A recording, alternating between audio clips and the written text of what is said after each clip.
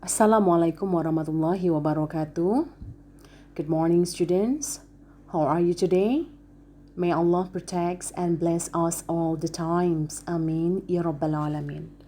Okay, in this occasion, I would like to explain about our materials, discourse analysis as one of the given courses in this master's. Right, look at the definitions of discourse first. Discourse. Yeah, discourse is use of language seen as a formal social practice. Yeah, my language, your teacher's language, your interlocutor or your friend's language. That's discourse. Your mother's language. That discourse. Yeah, your friend's language. That discourse. Yeah, everything that relate to the use of language can be called as a discourse. Yeah, since we employ the use of language as a formal social practice as a humans. Yeah, and then discourse analysis is analysis of how text works within social cultural practices. Yes, how could you analyze the language use? Yes, can you analyze the language use? Still, it's communicated by peoples? Of course not. We need to record the language first, transcribe the language. So you get the transcripts. The transcript is called as text. So you could analyze the text. Discourse analysis is analysis of how text. So the spoken discourse, yeah, the people's language use in their daily communications, yeah, in formal or informal context can be recorded and transcribed. Okay, that is how text works within social cultural practices. So your talks or your assignment in discourse analysis class, yeah, you will deal with a lot of text, yes, as a result of the spoken discourse, which has been transcribed into transcript. So how then the text work within social cultural practice, how the text give meanings, give meanings in our daily communications. Yes, how the language users, employ the language and give the meanings of their language practice. Yeah, that will be your assignment in discourse analysis class.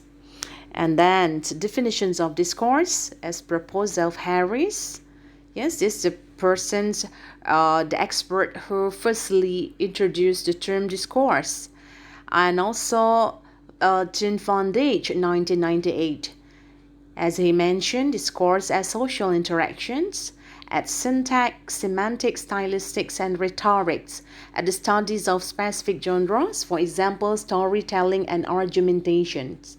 Yeah, storytellings as a discourse as a social interactions, at the syntax levels, at the semantics, stylistics, rhetorics, at the studies of the specific genres. So what about in argumentation, text? You can see, the specific genres of argumentation text. It's also discourse as social interactions. Okay? Now, that's still definitions of discourse. You see discourse as actions. Now, discourse as actions.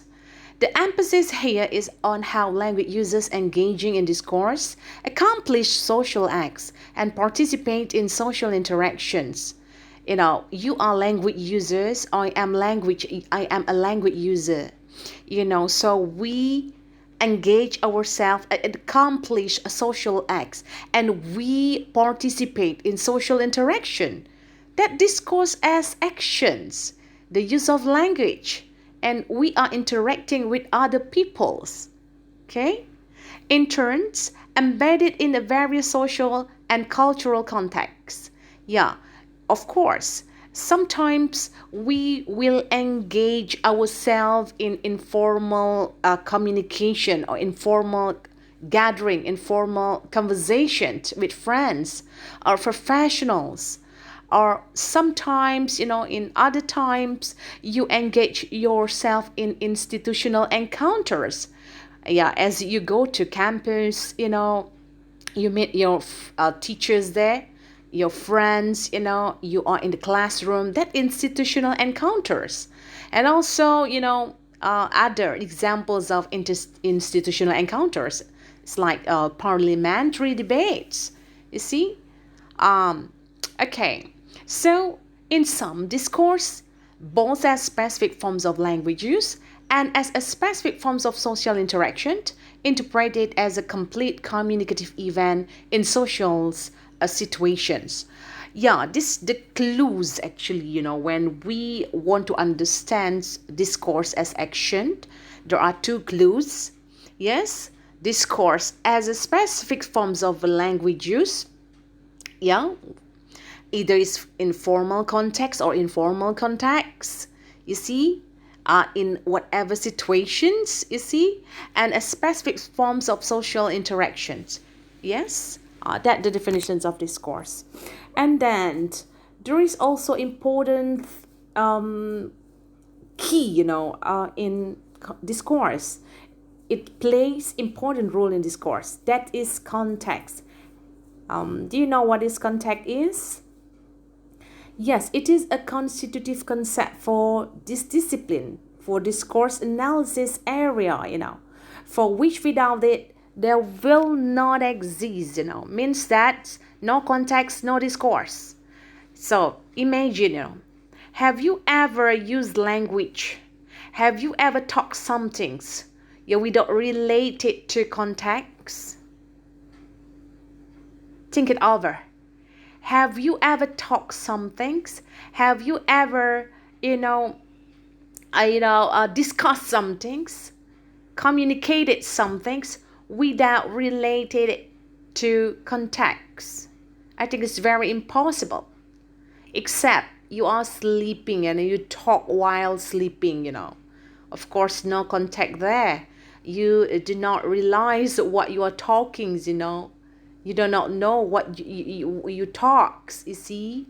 Or when you are, what else?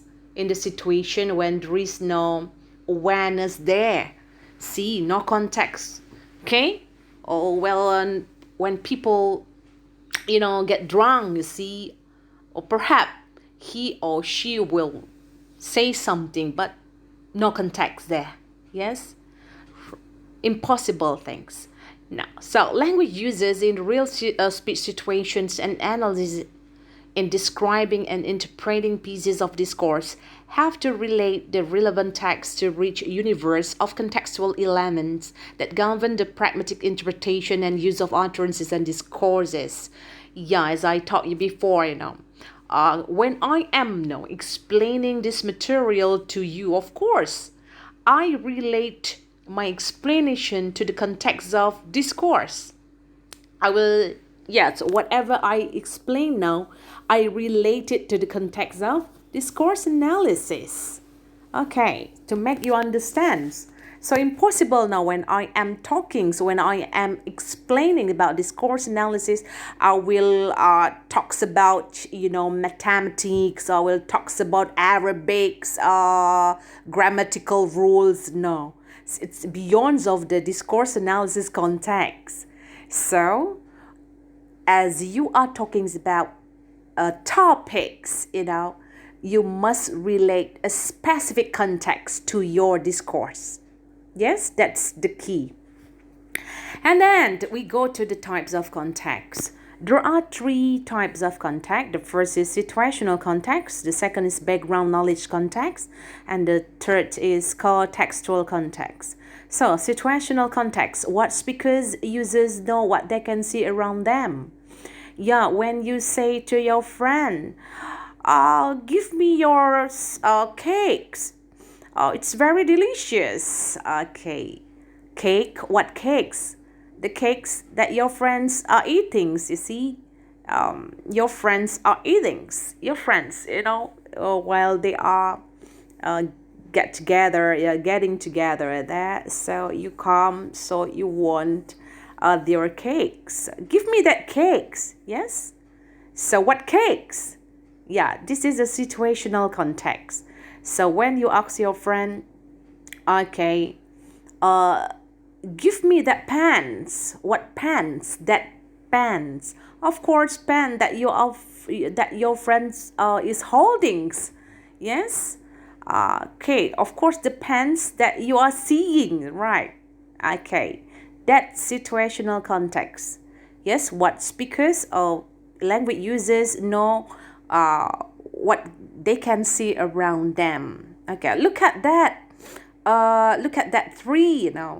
Tree around them. Look at that tree. You see?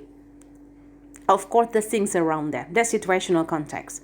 Then number 2, background knowledge context. What they know about each other and the world. What they know about each other and the world. Background knowledge context. Everyone has background knowledge context. You see? And also contextual context. What they know about what they have been saying or doing. Okay, let's discuss it in specific explanations in the next slide. Types of context, you see there. Number 2, the first is situational context. Immediate physical co-presence, the situation where the interactions is taking place at the moments of speaking. As I explained to you just now, when you ask some cakes to your friends, of course the cakes that he or she is eating at the moments of speaking. Give me that cakes. I want it. Okay. That's situational context.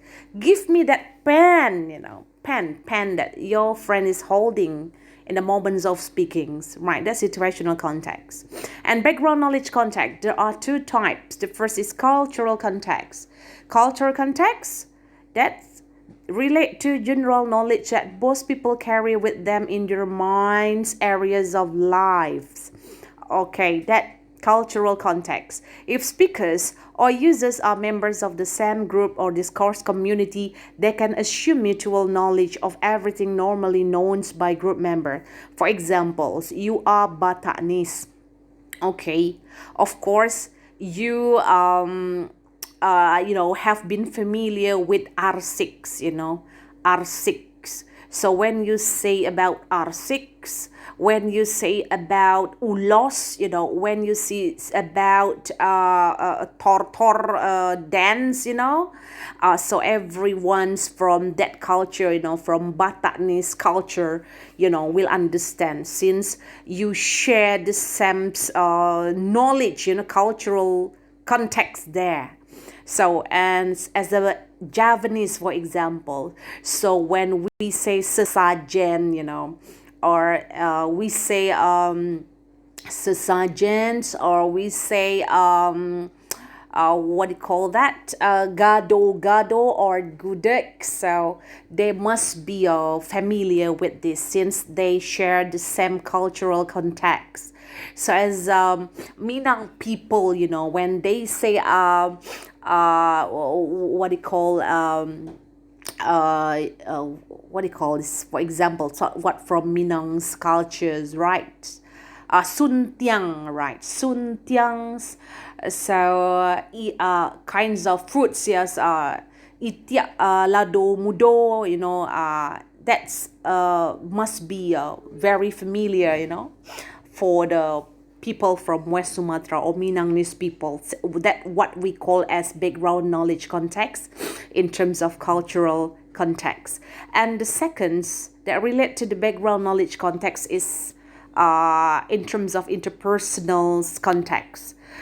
Now, what is interpersonal context here? That specific and private knowledge about the histories of the speaker themselves. Alright, acquired through previous interaction or joint activities or experience, and include privileged personal knowledge about interlocutors. It's very specific because it has been accomplished on the interpersonal basis, interpersonal relationship. Yes. For example, mutually share intimate examples, husbands and wives. The language between husband and wife. They have a specials. They have a specials of language. They have a particular words that they share together, and perhaps we, do not know, about that when they are talking each other, and they use a special language they only both of them know, and we the interlocutor did not know that. And of course, other examples, perhaps the best friends, when you have a best friend, you have a special language with him or her, you have a such a vague or implicit and minimal words, but you too, you between you and your best friend knows that interpersonals, and other do not know. Yes, other people do not know that interpersonal context. Yes, interpersonal context. And then the third type is contextual context, refer to the text itself, or context. Now, so you get the understandings about the context of the text by refer to the text itself. The context is the environment in which linguistics forms are embedded. The linguistics environment in which things are said or written. Example, a telephone call, a note of excuse or apology.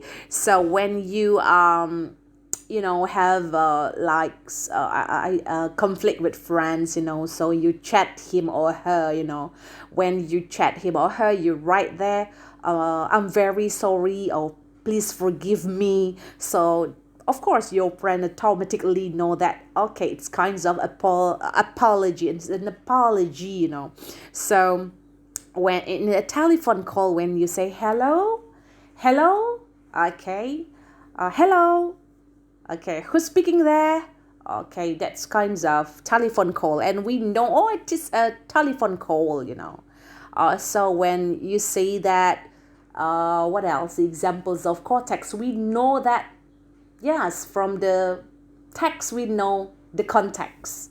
Okay.